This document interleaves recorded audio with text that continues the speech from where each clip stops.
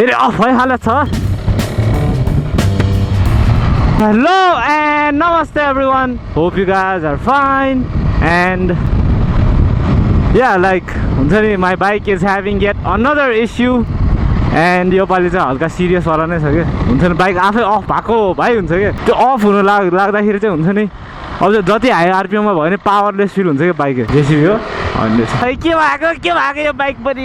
वाक्कै लाइसक्यो म त वाक्कै लाइसक्यो anyways right now I am heading to Imtihaj workshop off भयो बाइक फेरि अफ हुन्छ टोल्ड यु ल फेरि अफ भयो अरे Shiv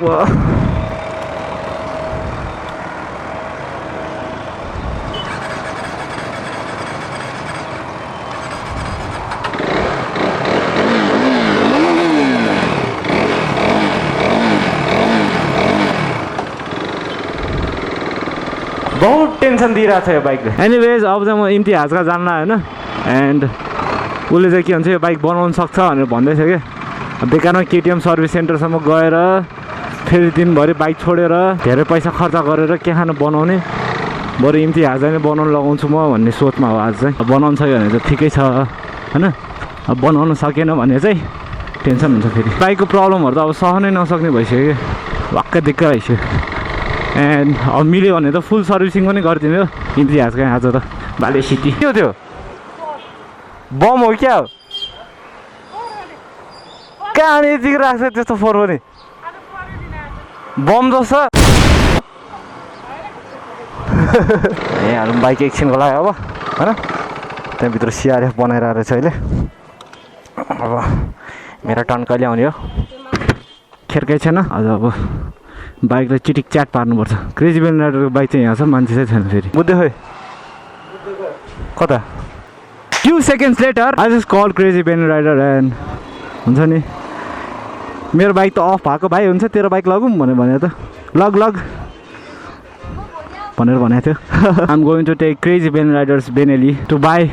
Mobil coolant and jam भइहालेको छ so right now we are heading to Teku त्यहाँ चाहिँ अभिन भन्ने बोरो छ कि होइन अनि ऊ अस्ति इम्तिहाजको आएर मलाई भन्दै थियो कि अब हामीसँग यस्तो कुलेन्टहरू मोबिलहरू सबै छ होइन अनि के चाहियो भने मलाई भन न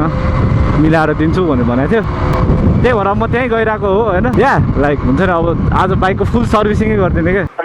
हेलो बोरो तिमी कता हो म त यहाँ पसलमै हो अभिन बोरो चाहिँ आउँदैछ अरे बाइक चाहिँ कहाँ हाल्यो के छ बोरो बाइक यहीँ हाल्दा हुन्छ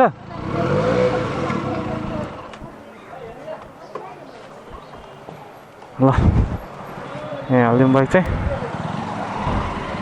भने त्यही हो यहाँ टेकुमा चाहिँ कुलेन्ट र क्लच स्विच पाइयो कुलेन्ट पनि मोटुलकै किनेको छ जे होस् अहिले चाहिँ हामी अब के भन्छ बल्खु जाँदैछौँ होइन त्यहाँ मोटुलको हुन्छ नि मेन ठाउँ हो कि के हो छ अरे अब त्यहाँ अब त्यो मोबिल छ कि छैन यसो सोधौँ न यहाँबाट यस्तो ऊ त्यहाँ चाहिँ ऊ यहाँ रहेछ ल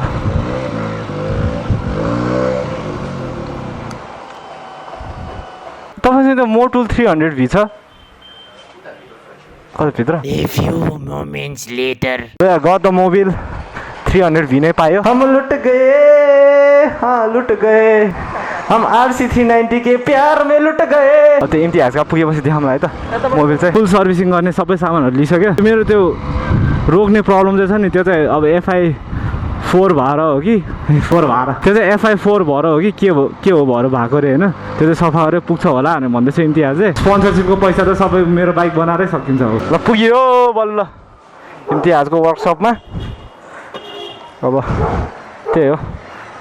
अब काम सुरु गर्छ इम्तिहाजले र छोटोले अनि बवाल हुन्छ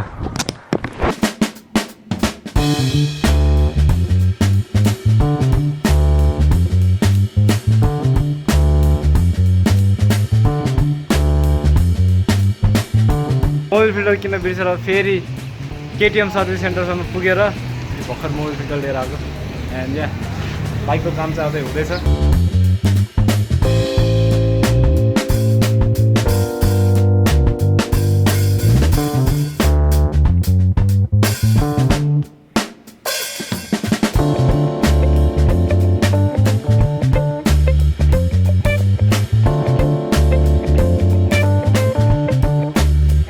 इम्तिहाज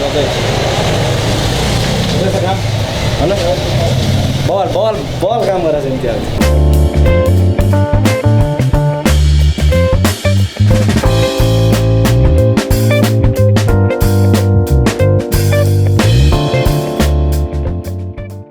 ल चल्दे अब भयो भरको कामहरू गरियो हैन ल फेरि अफ भयो अब भोलि एकचोटि सर्भिस सेन्टरै गएर देखाउन जानुपर्छ अब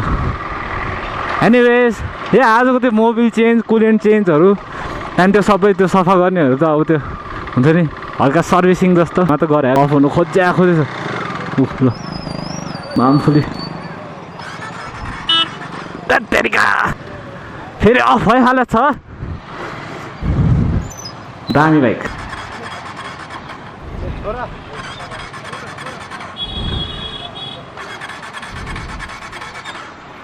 यो हत्तेरिका कछोडे अफ हुने हो घरसम्म पुग्ने अगाडि नै अब त्यो आज त अब त्यो फुल सर्भिसिङ जस्तो गरियो होइन इम्तिहाजले त्यो जस्तो एफआईहरू चाहिँ अब सबै सफा गरिसक्यो होइन एन्ड अब अझ स्टिल त्यस्तै अफ हुने त्यो प्रब्लम भइरहेछ होइन फेरि केही छैन अब आजको यो भ्लगबाट म बिदा माग्न चाहन्छु अब घर गएर एडिटिङ गरिहाल्नु पऱ्यो होइन अफ भइहालेछ म के गर्ने होला बिचबाट ल What's wrong with my bike, man? I hope you guys enjoyed this video. Leave a like if you did. Subscribe to my channel if you aren't already. And until next time, peace!